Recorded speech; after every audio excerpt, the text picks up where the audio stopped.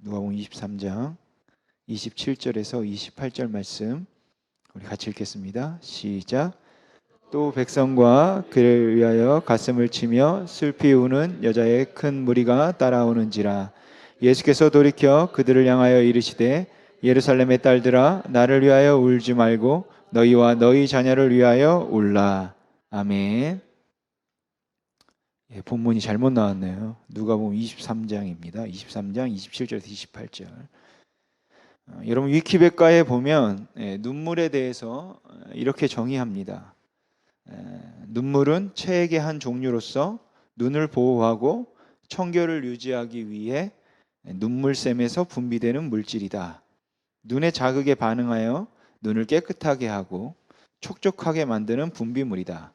모든 포유류는 눈의 보호를 위해 눈물을 분비한다. 그리고 나서 이런 설명이 이어집니다. 사람의 경우 감정의 변화에 의해 눈물을 흘리기도 한다. 문학에서는 종종 울음과 같은 의미로 사용되기도 한다. 이처럼 눈물에는 많은 의미가 함축되어 있습니다. 저는 그렇게 눈물이 많은 편은 아니지만 그래도 감동적인 영상을 보거나 또는 드라마나 영화를 보다가 감동이 되고 또 공감이 되면 가끔 눈물을 흘리곤 합니다. 어떤 때는 어느 한 찬양에 꽂혀서 그 찬양을 계속 부르면서 눈물을 흘렸던 적도 있고 기도하며 울었던 적도 있고 또 가끔은 말씀을 준비하면서 또는 전할 때 그냥 코끝이 찡해지는 그러한 경우도 있곤 합니다. 여러분들도 다들 눈물을 흘렸던 경험이 있으실 겁니다. 저처럼 드라마나 영화를 보다 공감이 되고 감동이 되어서 그럴 수도 있고, 삶이 너무 힘들어서 그럴 수도 있고, 너무 아파서 그럴 수도 있고, 반사적으로 눈을 보호하기 위해 그럴 수도 있고, 하나님의 사랑에 또 감동되어서 그럴 수도 있겠죠. 이렇게 여러분 눈물을 흘리는 이유는 여러 가지입니다. 그러나 뭐니 해도 눈물하면 그래도 슬픔, 아픔의 표현이죠. 그래서 이제 눈물이 때로는 한을 의미하기도 했고 때로는 눈물은 고단한 인생의 여정을 의미하기도 했습니다. 그래서 옛날 로마 사람들은 눈물병을 가지고 다녔다고 해요. 이 눈물병은 보통 유리로 된 것이었습니다. 그러나 가난한 사람들은 그 유리로 된 것을 살 수 없으니까 그럴 때는 흙으로 빚은 눈물병을 가지고 다녔다고 합니다. 그런데 여러분 슬픈 일을 당하고 난 후에 복받치는 눈물을 참으면서 먼저 눈물병을 찾아 그 눈물병을 눈앞에 두고 우는 모습이 어떻게 또 생각해 보면은 조금은 억지스러워 보이기도 하고 좀 이상해 보이기도 하죠. 그러나 그건 그 옛날 사람들이 그만큼 눈물을 소중하게 여겼다는 의미일 것이고 또한 그 슬픔, 그 눈물의 삶은 보상받아야 할 의미 있는 것으로 여겼다는 뜻으로 우리가 이해할 수 있을 것 같습니다. 그러니까 이 눈물은 어떤 면에서는 그 인생을 보여주는 굉장히 소중한 것이기도 한 것이죠. 여러분 성경에 보면 예수님께서 우셨다는 기록은 한 번도 나오지 않는데 예수님이 우셨다라는 기록은 여러 번 나옵니다. 물론 예수님께서 이 땅에 사시는 동안 웃을 일은 한 번도 없었고 늘 울 일만 있어서 그래서 울었다는 기록만 적혀 있는 건 아닐 것입니다. 그 성화들을 보면 예수님의 얼굴이 그 우수에 찬 그런 눈빛을 하고 있는데 그래야지만 경건한 모습이어서 그렇게 그렸는지는 모르겠습니다. 그러나 저는 예수님께서 때로는 웃을 만한 일들도 그 인생 가운데 있었을 것이라고 생각돼요. 베드로의 신앙 고백을 들었을 때도 예수님께서 미소를 머금었을 것 같습니다. 하지만 예수님께서 우셨다는 기록이 성경에 여러 번 나와 있다면 그건 예수님께서 이 땅에 사시는 동안 어떠한 심정으로 사셨는가라는 것을 짐작해 볼 수 있는 표현이다라고 생각되어집니다. 여러분 오늘 본문은 예수님이 십자가를 지고 골고다를 향해 가실 때의 일입니다. 많은 무리가 따르며 한쪽은 예수님을 보며 울고 한쪽은 예수님을 십자가에 못 박으라고 소리쳤던 그 사람들이 예수를 조롱하며 따라오고 있었습니다. 그러나 사실 며칠 전만 해도 예수님을 향한 분위기는 지금 분위기는 전혀 다른 분위기였죠. 바로 그날은 예수님께서 예루살렘에서의 마지막 며칠을 보내기 위해서 예루살렘 성으로 들어가시는 날이었습니다.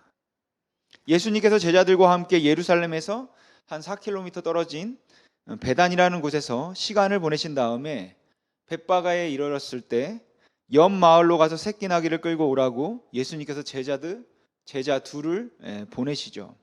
그렇게 제자들은 새끼 나귀를 끌고 왔고 예수님이 그냥 새끼 나귀에 타는 것이 안쓰러웠는지 자신들의 겉옷을 벗어서 그 나귀의 등 위에 놓고 안장을 만듭니다. 그리고 예수님은 그 아무도 타본 적이 없는 나귀 새끼의 위에 타셨죠. 여러분, 아마 그 모습이 늠름한 모습은 아닐 것 같습니다. 다 큰 나귀도 아니고, 원래 나귀가 좀 작은데 거기에다 또 새끼 나귀이고, 그리고 다 큰 어른이 그 조그만 새끼 나귀에 올라탄 모습을 상상해 보면 좀 이상하고 어색한 모습일 것 같아요. 하지만 이 나귀를 타고 예수님께서 예루살렘을 향해서 가실 때 수많은 사람들이 모여들기 시작했습니다. 처음에는 어쩌면 그 어색하고 우스꽝스러운 모습을 보며 이게 뭐지? 라고 생각할 수도 있었겠지만 그들은 이내 큰 소리로 호산나를 외쳤죠. 호산나 다윗의 자손이요. 또한 누가복음에 보면 그들이 찬송을 부르는데 하늘에는 평화요 가장 높은 곳에는 영광이로다 라고 찬송을 부르면서 예수님을 따랐습니다. 여러분, 나귀 새끼를 타신 것이 구약에 있는 예언을 성취한 일이기도 하고 또한 일반 사람들이 나귀 새끼를 타는 것이 가능한 일이기는 하기 때문에 이게 그렇게 우스꽝스러운 모습은 아니었다라고 주장할 수도 있겠지만 분명 그 모습이 또 그 행렬이 초라했다는 것은 우리가 부인할 수 없을 거예요. 그렇게 초라한 행렬이긴 하지만 사람들이 겉옷을 걷어서 길바닥에 깔고 종려나무 가지를 깔고 분명 어설프기는 했지만 수많은 사람들의 기쁨과 환호 때문에 분위기는 확실히 우스꽝스러운 모습이고 초라했지만 축제 분위기였습니다. 모든 사람들이 흥분에 들떠서 이 땅에 오시는 왕이시여 하늘에서는 평화요 가장 높은 곳에는 영광이로다 호산나 호산나 라고 큰 소리로 외치면서 따라오는 모습은 분명 축제입니다. 그런데 여러분, 예루살렘에 가까이 왔을 때 제자들은 예수님을 보고 당황하지 않을 수 없었을 것입니다. 왜냐하면 다들 웃고 있는데, 다들 호산나를 외치고 있는데, 다들 환호하고 있는데, 다들 찬송을 부르고 있는데 예수님은 우시는 것이에요. 그런데 여러분이 예수님의 울음은 그러한 환대에 감동해서 눈가에 눈물이 맺히더니 그 눈물이 양볼로 주르륵 흘러내리는 그 정도는 아니었던 것 같습니다. 원어로 보면 이 울음은 크게 울부짖다, 애통하다, 몹시 슬퍼하다 라는 뜻이에요. 그러니까 예수님께서 꺼이꺼이 하면서 통곡하셨다라는 것이에요. 이때 사용한 우셨다는 단어는 베드로가 예수님을 3번 부인하고 난 다음에 닭이 울었을 때 밖에 나가서 우는데 그때 사용했던 단어이고, 나인성 과부가 자기의 외아들이 죽고 난 다음에 장례를 하면서 울었던 그 울음이고, 사도행전에 도르가가 죽었을 때 그 교회 교인들이 함께 울었던 그 울음과 같은 단어입니다. 그러니까 다들 웃고 있는데, 다들 환호를 지르고 있는데, 다들 찬양을 부르고 호산나를 외치고 있는데 예수님은 통곡을 하셨다라는 것이에요. 근데 여러분, 바로 전에 어떤 일이 있었냐면 사람들이 찬양하는 것을 보고 너무 당황해서 바리새인들이 예수님께 나아옵니다. 그리고 그들이 찬양하는 것을 제발 멈추어 달라 이렇게 부탁하죠. 근데 그때 예수님이 뭐라고 하시냐면 이 사람들이 멈추면 돌들이라도 소리를 지를 것이다 라고 말씀하세요. 그러니까 예수님께서는 이 사람들의 찬양을, 이 사람들의 환호를 합당하게 생각하셨고 또 그 찬양을 어쩌면 기뻐하셨다라는 것이에요. 그런데 도대체 왜 예수님께서 울고 계시는 것입니까? 예루살렘을 보시면서 도대체 왜 우시는 건가요? 그 나귀 새끼를 타고 가는 자신의 신세가 너무 처량해서? 그리고 그런 주님을 높여드리겠다고 찬양하고 있는 사람들이 너무 안 돼서인가요? 여러분, 그래서 예수님께서 우신 건 아닐 것입니다. 여러분, 예수님은 예루살렘을 보고 불쌍해서 우셨습니다. 바로 며칠 후면 예수님에게 침을 뱉고 예수를 십자가에 못 박아라 라고 예수님을 부인하고 그를 죽일 사람들이었지만 예수님은 그들을 사랑해서 우셨다라는 것이에요. 여러분, 예수님의 눈물은 고난과 심판을 눈앞에 두고 있는 죄인들을 향한 안타까움과 사랑의 눈물이었습니다. 왕 대신 예수님의 그 초라한 행색을 보면서 의미도 제대로 알지 못한 채 그 예수님을 따랐던 모든 사람들은 찬송을 부르고 기쁨 가운데 웃음으로 환호하면서 들어가며 아무도 예수님을 위해 울지 않았지만 예수님은 우셨어요. 예루살렘이 불쌍해서 우셨고 그 백성들이 안타까워서 우셨고 그들을 너무 사랑해서 우셨습니다. 그리고 한 5일쯤 지나고 난 후에 정세가 완전히 바뀌죠. 예수님은 갑자기 체포되었고 체포된 지 하루도 되지 않아서 사형 선고를 받았고 사형 선고를 받은 날 형의 집행이 결정되었습니다. 그리고 이제 예수님이 사형 선고를 받고 형 집행을 위해서 골고다로 십자가를 끌고 가실 때 이번에는 예수님을 사랑하던 여인들과 제자들이 울기 시작했습니다. 이제는 제자들이 소리를 내어 울면서 예수님을 따라왔어요.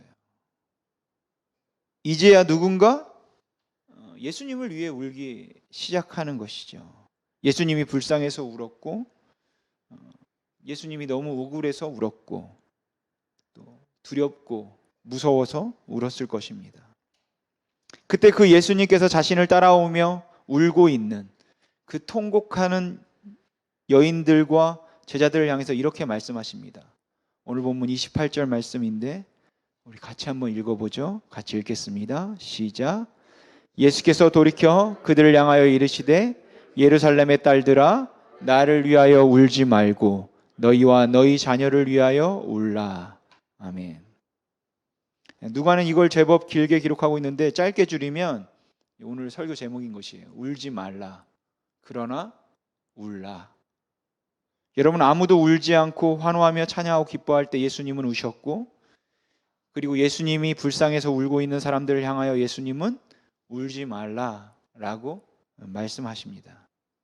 물론 이 말씀을 내가 비록 이렇게 비참하게 고통을 당하고 있고 내가 비참한 모습으로 이런 상황에 처해 있긴 하지만 며칠 후면 내가 살아날 것이니 내 걱정하지 말아라 라는 말씀으로 들을 수 있을지 모르겠습니다.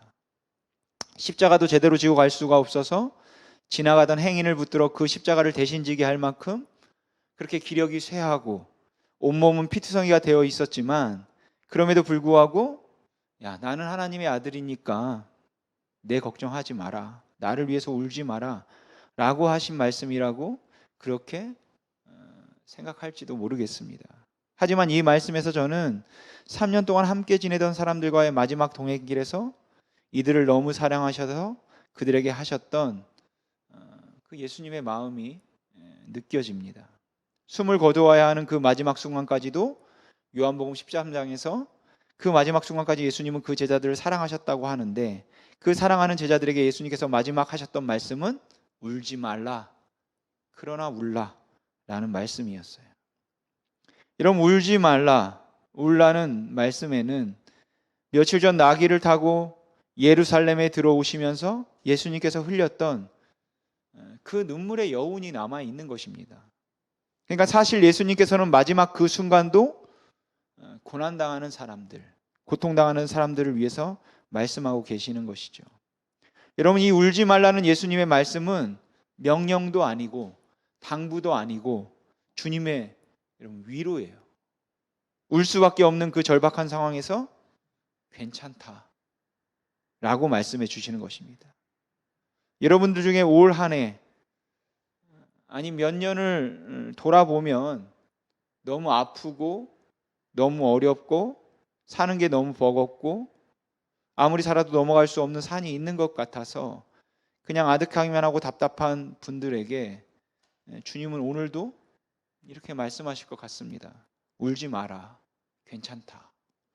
내가 너와 함께 할 것이니 괜찮고 내가 너를 지킬 것이니 괜찮고 내가 너와 동행하며 기어코 너를 붙들어 줄 것이니 두려워하지 마. 괜찮아. 울지 마라. 말씀하실 것 같아요. 근데 그렇게 말씀하신 예수님께서 그 다음에 하신 말씀은 그러나 울어라 입니다. 나를 위하여 울지 말고 너희와 너희 자녀를 위하여 울어라. 그리고 예수님께서는 얼마 후에 있을 오늘 본문 다음에 보면 예루살렘의 멸망에 관한 재앙을 예고하시죠. 그러니까 예수님께서 너희와 너희의 자녀들을 위해 울라라고 하신 이 말씀은 40년 후에 있게 될 예루살렘의 멸망을 지금 살아있는 사람들 중에도 볼 사람이 있을 것이고 그 자녀들 중에도 볼 가능성이 높았기 때문에 그 재앙을 인하여서 고통당할 수많은 사람들을 예수님께서 보시며 하시는 말씀인 것이죠.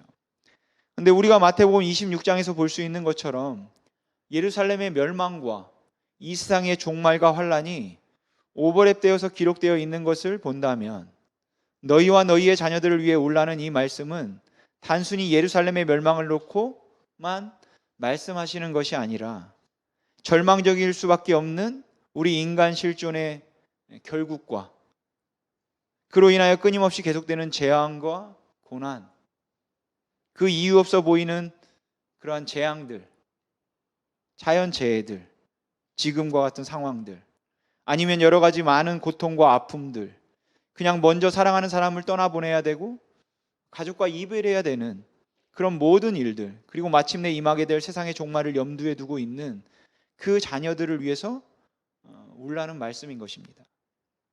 여러분, 예수님은 십자가 고난과 죽음의 길을 가시면서 남아있는 사람들을 염려하셨습니다.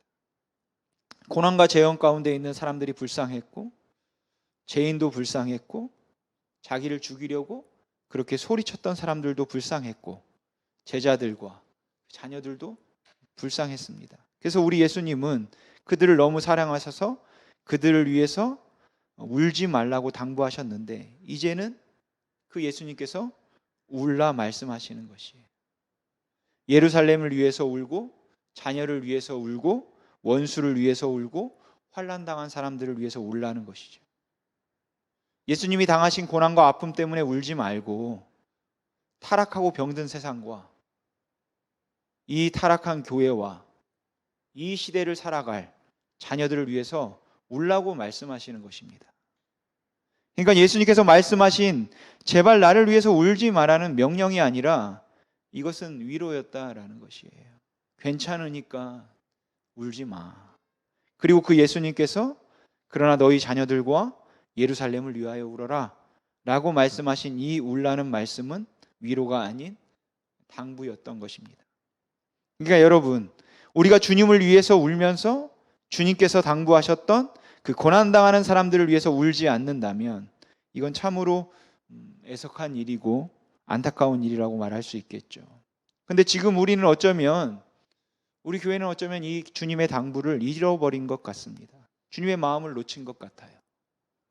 그래서 교회가 눈물이 말랐고 그리고 성도들의 눈물이 말랐습니다. 고난당한 사람들을 위한 눈물이 말랐고 죄인들을 향한 눈물이 말랐다는 것이에요.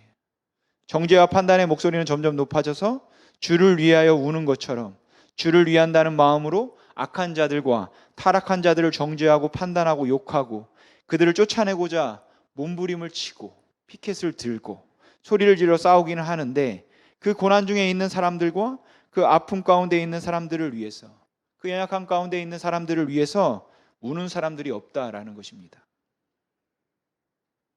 우리 예수님은 울라는 유언을 마지막으로 남기셨는데 최후의 모든 제자들과 그 여인들에게 하셨던 마지막 당부가 울라, 가난한 자들과 소외된 자들과 아픈 자들을 위해서 고난 중에 있는 자들을 위해서 울라라고 당부하셨는데 특히 점점 더 힘들고 어려운 세상을 살아갈 우리 자녀들을 위해서 울라는 유언을 남기셨는데 남들이 당하는 고난에 무관심하거나 심지어 고소해야 할 만큼 우리의 심령이 메말랐다라는 것입니다. 저도 그렇고 우리 모두가 그렇다라는 것이죠.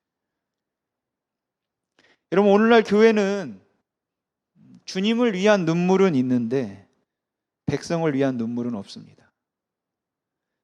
그런데 그 주님을 위한 눈물도 어쩌면 주님을 위한 눈물이 아니라 내 자신을 위한 눈물인지도 모르죠.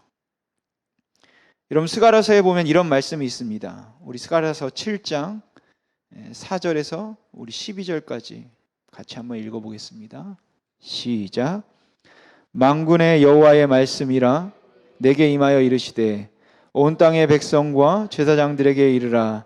너희가 70년 동안 다섯째 달과 일곱째 달에 금식하고 애통하였거니와 그 금식이 나를 위하여 한 것이냐. 너희가 먹고 마실 때에 그것은 너희를 위하여 먹고 너희를 위하여 마시는 것이 아니냐. 예루살렘과 사면 성읍에 백성이 평온히 거주하며 남방과 평원에 사람이 거주할 때에 여호와가 옛 선지자들을 통하여 외친 말씀이 있지 않느냐 하시니라.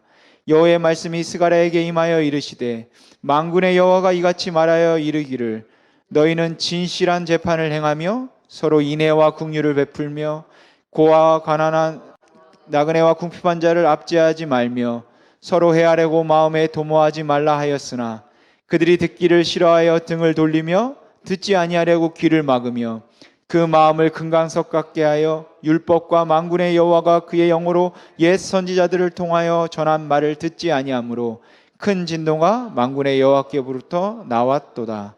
아멘. 여러분, 이스라엘 백성들은 포로로 끌려가서 때 되면 금식을 했는데 4월, 5월, 7월, 10월 4번 금식을 했습니다. 스가랴 8장 19절에 보면 8장 19절에 보면 그 4번의 금식을 언급하죠. 그러니까 여기서 하나님께서는 너희가 4월에 금식하고 5월에 금식하고 7월에 금식하고 10월에 금식하는데 그 금식이 나를 위한 금식이냐? 너희가 진정으로 그렇게 금식한다면 공정하게 재판할 것이며 불쌍한 과부들을 소홀히 여기지 말아야 할 것이거늘 그들에게 함부로 대하고 그들을 무시하면서 4월에 금식하고 5월에 금식하고 7월에 금식하고 10월에 금식하고 그렇게 금식하던 것이 과연 나를 위하여 하는 것이더냐라고 말씀하시는 것이에요. 근데 이 말씀처럼 여러분, 우리는 그 열심을 가지고 주를 위해서 운다고 말하고 있는데 주님은 우리들에게 그 눈물이 나를 위한 것이더냐? 정말로 네가 나를 위해서 운다면 너는 그 백성들을 위하여 울라. 이 세상에 있는 사람들을 위하여 울라. 라는 말씀을 여러분 하실 것 같습니다. 고난당한 사람들을 위하여 울며 우리가 그 죄악들을 용납해서가 아니라 범죄한 자들을 위하여서 울며 타락한 세상에서 자기 멋대로 살아가는 사람들을 보면서 그들을 단순히 판단하고 정죄하려고만 하지 말고 그들이 너무 안 되어서 안타까워서 제발 그들이 주님께 돌아왔으면 하는 간절한 마음에 주님의 심정이 바로 그들이 하나님 앞에 회개하고 돌아오기를 바라기 때문에 그래서 울고 세를 위해서 울어주고 창녀를 위해서 울어주고 동성애자를 위해서 울어주고 가난과 소외감 가운데 아니면 자기가 전부인 것처럼 살아가고 있는 이 세상 사람들을 위하여서 울라. 여러분, 이게 교회에게 주신 사명이라는 것입니다. 여러분, 교회가 주님을 위한 애정과 열심과 관심은 있는데 그래서 어떻게 하면 영생을 얻을 수 있는가? 라는 질문에 지대한 관심을 가지고 교회가 갈라지고 교단이 갈라지고 친구가 원수가 될 만큼 오직 믿음으로 구원을 받는다는 그 확신에 목숨을 거는데 하나님을 높이고 예배하기 위해서 남들이 뭐라 하든 꼭 모여서 예배를 드려야 한다는 확신에 목숨을 거는데 그래서 우리는 주님을 위한 눈물이 있다고 말을 하는데 이웃을 사랑하고 고난 중에 있는 사람들과 죄인들을 향한 눈물은 없다는 것이에요. 그렇다고 여러분 오해하지는 마십시오. 주를 위해서 울면 뭐 안 된다 이런 말은 아닙니다. 또 예수님이 주님을 위해 또 예수님이 나를 위해 울지 말라는 것은 명령이 아닌 의료였으니까 우리가 뭐 우는 건 아무 문제가 되지 않겠죠. 우리의 고통과 아픔 가운데서 우리가 우는 것도 문제가 되지 않고 하나님 도대체 나는 왜 이렇게 살아야 됩니까? 왜 이렇게 어렵습니까? 울부짖으며 그 눈물병에 눈물을 가득히 담아가는 것도 아무 문제가 되지 않습니다. 하지만 우리가 십자가의 길을 가신 그 예수 그리스도의 마음을 우리가 헤아려 본다면 주님을 위해서는 슬퍼하면서도 죄책과 오염으로 그 고난 중에 있는 사람들을 위해서 그 죄의 결과로 인하여서 엄청난 희생과 고통을 당하고 있는 사람들을 위해서는 슬퍼하지 않는 것. 이것은 또다시 우리 주님을 슬프게 하는 일임에 여러분 틀림이 없을 것입니다. 물론 조금은 비약일 수도 있겠죠.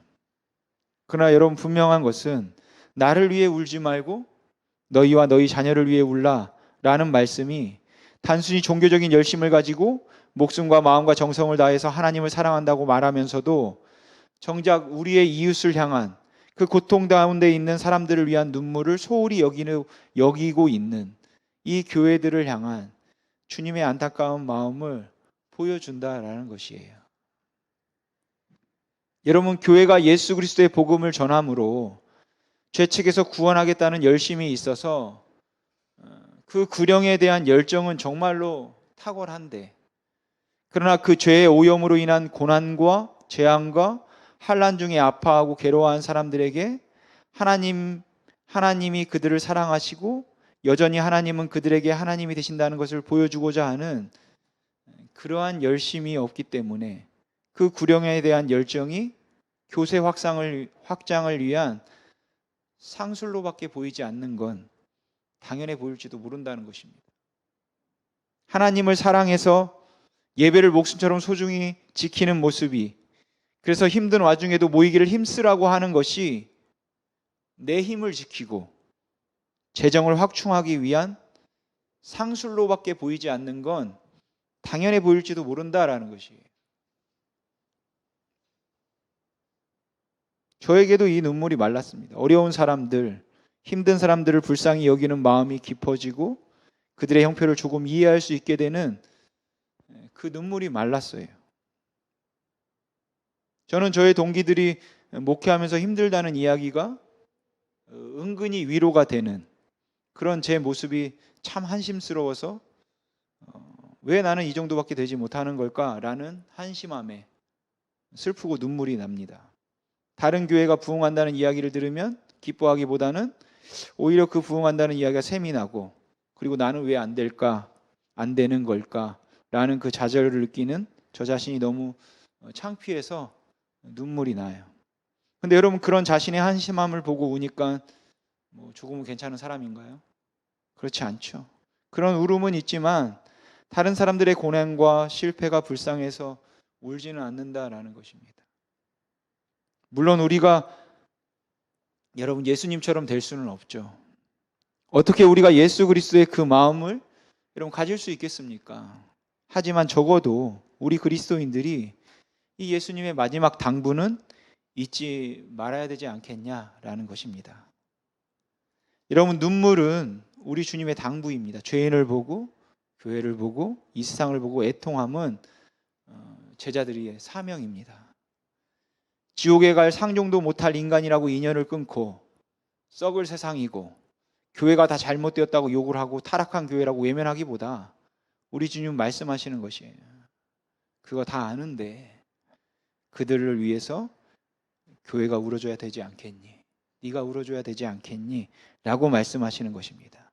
고난당한 사람들을 보면, 환난 중에 있는 사람들을 보면, 그 죄악 중에 있는 사람들을 보면 자기 죄 때문에 그런 고난을 당하고 있는 게 당연하다 할지라도, 그렇다고 다 죄 많은 지 탓이라고 그렇게 원망하거나 정죄만 하지 말고 너무 안타까워서 제발 주님 앞에 돌아오기를 간절한 마음을 가지고 울라고 우리 주님이 말씀하고 계시는 것입니다. 여러분, 연홍지탄이라는 한자 사자성어가 있습니다. 이 연홍지탄은 제비는 여름에 왔다가 가을에 가고 기러기는 가을에 왔다가 봄에 떠나서 서로 만나지 못하는 그 안타까움을 일컫는 말이에요. 그런데 이 말처럼 오늘날 교회가 주님의 마음을 헤아리지 못해서 주님의 마음과 교회의 열심이 상당히 어긋나서 주님의 마음이 있는 곳에는 교회가 없고 교회의 마음이 있는 곳에는 주님이 없다면 꼭 이렇다고 말할 수 있을 것 같습니다. 주님은 고난과 환난 중에 있는 사람 옆에 앉아서 통곡을 하고 계시는데 교회는 그 자리에는 없고 그들을 외면한 채 자신들의 이권만을 챙기려고 하고 더 크게만, 더 세상적으로 영향력을 미치기만을 바라고 그런 성공을 자축하는 자리에서 흥분에 들떠 있다면 그렇다고 말할 수 있지 않겠습니까? 여러분, 우리 교회는 굉장히 성공했을 때 소외된 사람들을 위해서 울지 않았습니다. 그리고 지금도 풍요로운 가운데 많은 것을 누림에도 그 아픈 사람들과 약한 사람들을 위해서 울지 않는 것 같아요. 여러분, 지금 이 코로나 시기 정말 너무나 모두가 다 힘듭니다. 그리고 이 시기가 교회의 순환의 시기라고 부를 만큼 많은 사람들이 교회를 떠났고 외면하고 교회의 규모도 축소되었죠. 그리고 이제 교회가 다시 예전으로 회복되는 것은 정말 어려워 보입니다. 그렇지만 여러분, 이때 우리 교회는 옛날의 부흥을 상기하면서 옛날의 부흥을 다시 주십시오, 하나님. 다시 교회가 부흥하고 크게 해주십시오 라며 눈물을 흘리며 울기보다는 주님이 어디에 계시는가를 찾으며 주님 어디서 울고 계십니까? 라고 묻고 주님께서 우시는 그곳에 가서 우리도 함께 울겠습니다 라는 마음을 가져야 마땅할 줄로 믿습니다. 물론 여러분, 우리 각자에게 주어진 무거운 삶의 짐도 감당이 어려워서 눈물이 마르지 않는데 제자로 합당한 삶을 살아내는 게 얼마나 버거운 일이고 힘든 일인지 잘 알고 있습니다. 그래서 어차피 안 될 거라면 어설프게 시작하는 것보다 안 하는 게 낫지, 가만히 있으면 중간이라도 간다 라는 말이 훨씬 더 마음에 와닿는다라는 것도 충분히 이해가 갑니다. 그렇다고 해서 마냥 우리가 그렇게만은 살 수 없다라는 것이에요. 울지 마라. 여러분, 하나님의 위로입니다. 물론 울지 않을 수 없고 우리의 형편과 사정은 울지 않을 수 없는, 우리의 삶의 현장이 너무 버거워서 그런 우리의 모습을 보면서 울 수밖에 없는 상황이지만 주님은 그런 우리들에게 괜찮아, 울지 마, 그렇게 위로하고 계신다는 것이죠. 그리고 그와 동시에 그런데 울어줘라. 아프고 힘든 사람들과 약한 사람들과 소외된 사람들과 그 죄악 가운데 허우적거리고 있는 사람들을 위하여 여전히 타락과 고난 가운데 있는 세상 사람들을 생각하며 그들을 위해서 울어줘라 라고 말씀하고 계십니다. 여러분, 이게 교회의 사명임을 잊지 마시기 바랍니다. 바라기는 저희 심히 있는 교회가, 그리고 우리 모든 성도님들이 울지 마라, 그러나 울라 라는 이 위로와 당부를 가지고 주의 참된 제자의 길을 놓치지 않고 걸어가시길 주님의 이름으로 소망합니다. 기도하겠습니다.